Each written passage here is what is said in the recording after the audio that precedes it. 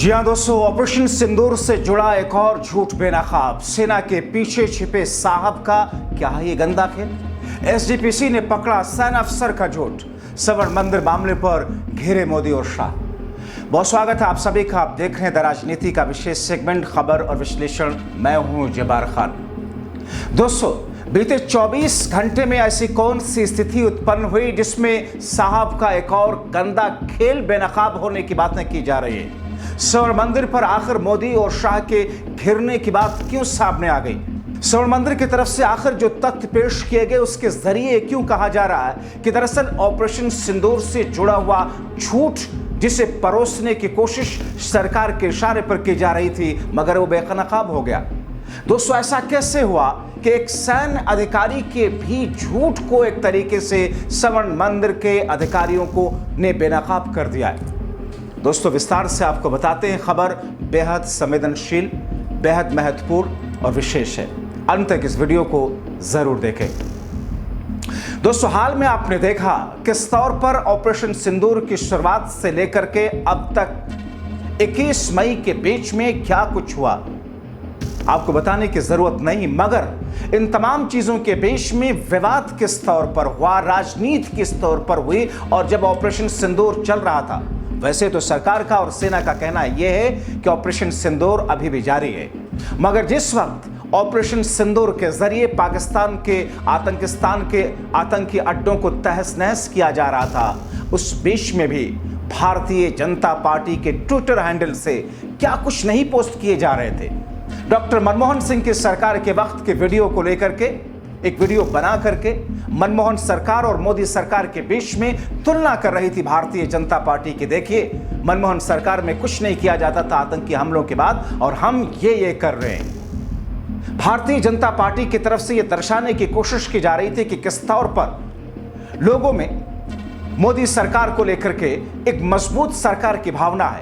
UPA की तरह नहीं है, हम कमजोर नहीं, हम खुल करके और जम करके मुकाबला करते हैं। दोस्तों, ये वही बीजेपी है जिस बीजेपी की सरकार के साथ में विपक्ष राहुल गांधी समेत पूरे विपक्ष ने एक साथ कदम से कदम मिलाकर खड़े होने का ऐलान किया था और साथ में थे। यह और बात है मोदी सर्वदलीय बैठक में आए नहीं।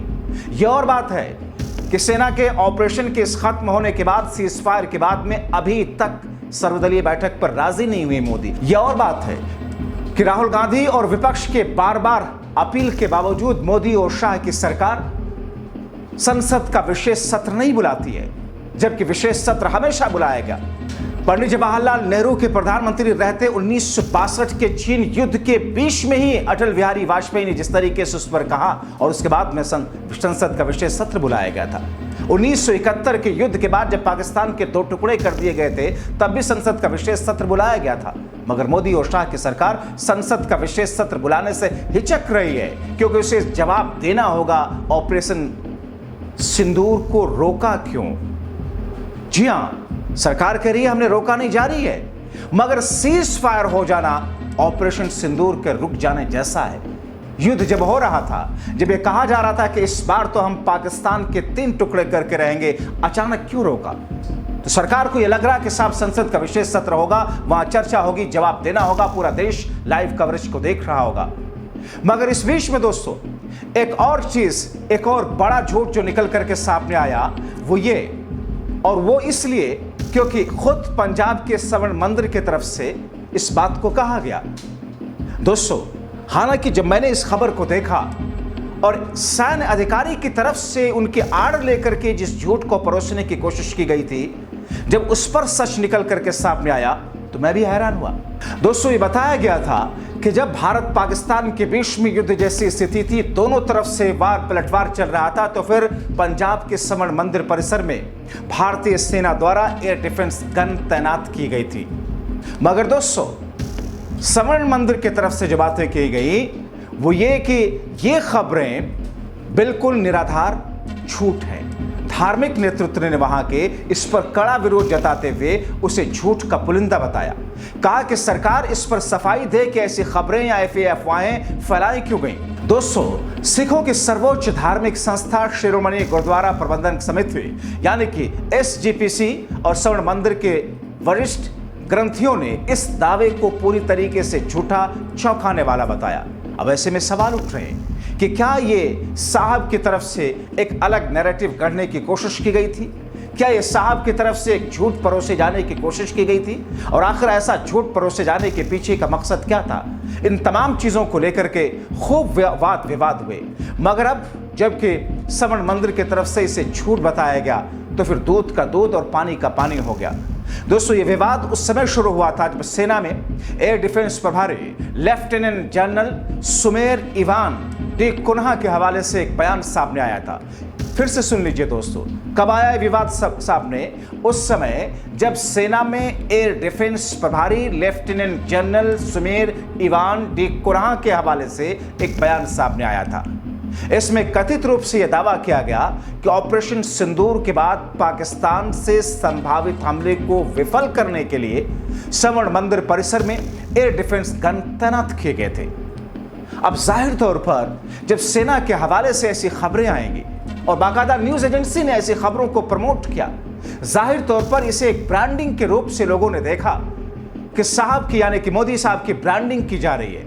और ऐसी स्थिति में इस ब्रांडिंग के इस पूरे मकड़ जाल को लेकर के अब तक ये सारी की सारी चीजें चली आ रही थी। मगर स्वर्ण मंदिर के अतिरिक्त मुख्य ग्रंथी ज्ञानी अमरजीत सिंह ने इन दावों को सिरे से खारिज करते हुए कहा, ऐसे किसी भी तैनाती के लिए स्वर्ण मंदिर प्रबंधन द्वारा कोई अनुमति नहीं ली गई। इस प्रकार का दावा सिखों के धार्मिक भावनाओं को आहत करने वाला है, पूरी तरह निराधार है। उन्होंने कहा कि गुरुद्वारे के पवित्र परिसर में किसी भी प्रकार की सैन्य गतिविधियों की अनुमति न पहले कभी दी गई और न ही भविष्य में दी जाएगी। अब दोस्तों सोचिए, सच और झूठ के बीच में बारीक सी नहीं, ये तो बहुत मोटी सी लकीर है। बावजूद इसके गोदी और डॉगी और पालतू मीडिया के जरिए साहब की ब्रांडिंग की जाती रही। दोस्तों, ज्ञानी अमरजीत सिंह ने कहा कि भारतीय सेना के लेफ्टिनेंट जनरल का यह दावा कि हेड ग्रंथी ने ऑपरेशन सिंदूर के दौरान सेना को श्री हरिमंदिर साहब में अपनी एयर डिफेंस गन लगाने की अनुमति दी, मूल रूप से गलत है, क्योंकि ऐसी कोई अनुमति नहीं दी गई।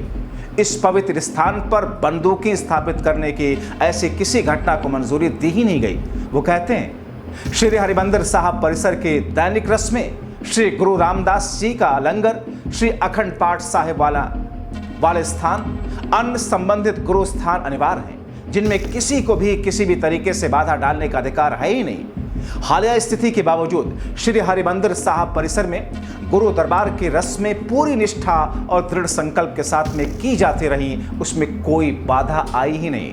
इतना ही नहीं दोस्तों, एसजीपीसी के अध्यक्ष हरजिंदर सिंह धामी ने स्पष्ट किया कि स्वर्ण मंदिर के बाहरी घेरे में कुछ रोशनियां बंद की गई थी, लेकिन वो प्रशासन द्वारा सुरक्षा कारणों से किया गया था और उसके लिए उनका अनुरोध था। उन्होंने कहा कि हमने प्रशासन के अनुरोध पर सुरक्षा के मद्देनजर लाइटें बंद की थी, लेकिन किसी भी सेना अधिकारी से एयर डिफेंस गन के तैनाती को लेकर के कोई बातचीत कभी हुई नहीं। ये बातें क्यों परोसी जाती रहीं, ये बातें क्यों फैलाई जाती रहीं? जाहिर तौर पर इसके पीछे गुणागणित राजनीतिक तौर पर होंगे। दोस्तों, ये बात जरूर है कि दूसरी जगहों की तरह यहां भी यानी कि स्वर्ण मंदिर में भी ब्लैकआउट के दौरान बाहर और ऊपर की लाइटें बंद की गई थी। यानी अमरजीत सिंह ने स्पष्ट किया कि शहर में ब्लैकआउट के संबंध में अमृतसर जिला प्रशासन द्वारा जारी निर्देशों के मद्देनजर हरमंदिर सिंह के प्रबंधन ने सहयोग किया। इस हरिमंदिर साहब परिसर के बाहरी ऊपरी लाइटें निर्धारित समय सीमा के अंदर और उसके अनुसार बंद की गई थी, लेकिन जहां भी गुरु साहिब की रस्में निभाई जाती हैं वहां लाइटें जलाकर रस्में पूरी जिम्मेदारी के साथ में निभाई गई। सरकार से स्पष्टीकरण अब उन्होंने मांगा है, तो क्या सरकार इस पर कोई स्पष्टीकरण देगी? क्या मोदी शाह की तरफ से कोई बयान दिया जाएगा? क्या भारतीय जनता पार्टी की तरफ से इस पर कोई बयान सामने आएगा? क्योंकि बीजेपी तो बैकफुट पर दिख रही है। वैसे ही पहले से कई सारी चीजों पर घिरी हुई भारतीय जनता पार्टी और मोदी की सरकार अपने लबों को, होठों को सिले हुए एक तरीके से है, क्योंकि अगर ऐसा नहीं होता तो अब तक अमेरिकी राष्ट्रपति डोनाल्ड ट्रंप के बयानों को लेकर के खुद प्रधानमंत्री नरेंद्र मोदी न सिर्फ देशवासियों के सामने बात रखते बल्कि ये बताते कि आखिर हुआ कैसे और क्या क्या हुआ। बताया क्या गया दोस्तों सीज फायर को लेकर के? बताया तो सिर्फ इतना ही गया कि हम अटैक कर रहे थे, और पाकिस्तान के डीजीएमओ ने हमें फोन किया कि साहब बंद करते हैं अब, और हमने बंद कर दिया। ये बताने की कोशिश की गई मोदी सरकार की तरफ से, ये दर्शाने की कोशिश की गई।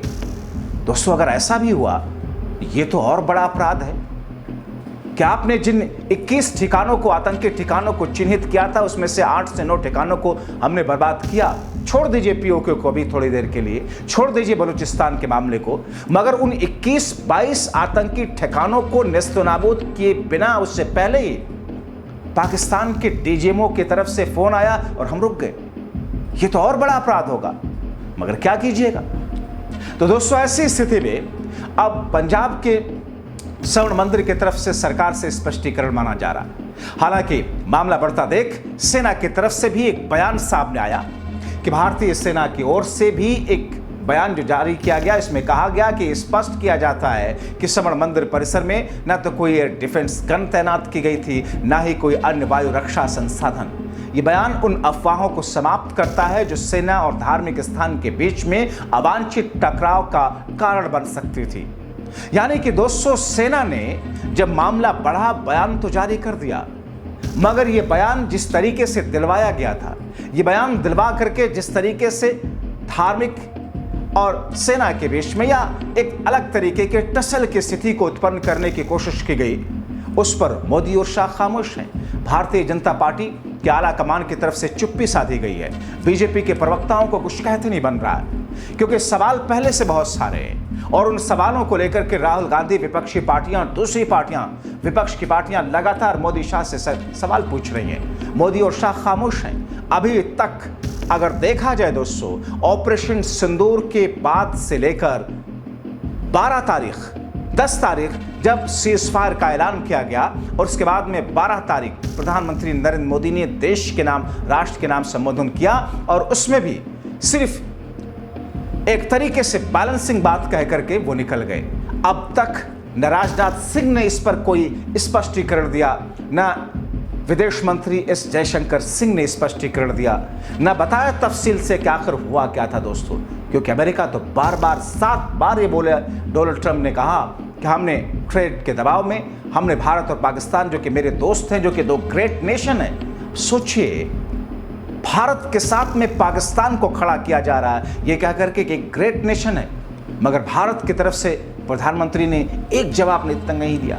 ये कहा जा रहा है कि साहब वो विदेश मंत्रालय के एक सेक्रेटरी ने बोला है, डोनाल्ड ट्रंप बोल रहा साहब।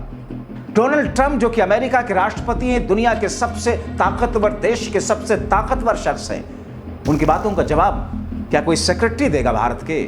उनकी बातों का जवाब उनके समकक्ष प्रधानमंत्री नरेंद्र मोदी की तरफ से दिया जाना चाहिए था, या फिर रक्षा मंत्री राजनाथ सिंह की तरफ से दिया जाना चाहिए था। क्योंकि सीजफायर 2 देशों के बीच में जब आर्मी लड़ती है, सेना लड़ती है, और सेना के अध्यक्ष उनके किस मंत्रालय में आते हैं? राजनाथ सिंह या फिर विदेश मंत्री।